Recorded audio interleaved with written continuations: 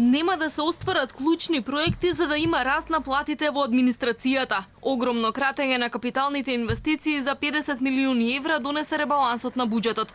По катастрофалната реализација на капиталните проекти од само 24% во првите 7 месеци, сега со прекројувањето на државната каса, тие се кратат од 420 на 370 милиони евра.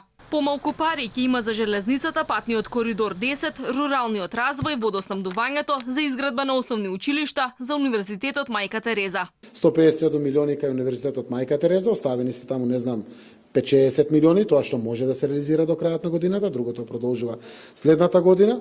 Имаме 136 милиони денари за изградбата, односно до изградбата на Финки, односно и факултетот за физичка култура.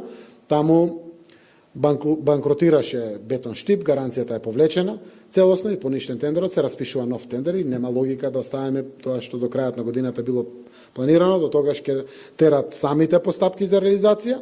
Премиерот тврди дека буџетот ќе остане развоен и покрај тоа што пак се предвидени повеќе пари или 13 милиони евра за државниот фонд за пензиско осигурување и за зголемување на платите за 5% во јавниот сектор. Со 6,5 милиони евра ќе се субвенционираат и сите фирми што ќе ги покажат платите до 100 евра. Компаниите ќе плаќаат само персоналец, а владата ќе ги подмири придонесите. Експертите тврдат дека на овој начин им се помага на оние што работеле нелегално, за власта просечната плата ќе растела, а младите ќе останале во земјава. Мерката е генерално димензионирана со цел да помогне на компаниите да ги зголемат платите на вработените, односно да ги помогнеме да ги задржат квалитетните кадри, бидејќи не сите компании можат да даваат, зависно од индустриите, може да даваат покачување. Во овој случај, ако компанија сакала да даде бруто покачување од 5000 денари, сега ќе може да ги даде во нето износ кон вработениот 5000 денари.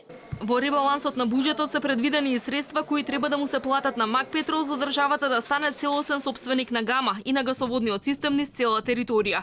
3 милиони евра ќе има за колекторскиот систем на Охридското езеро, а 3,2 милиони евра плюс за активните мерки за вработување.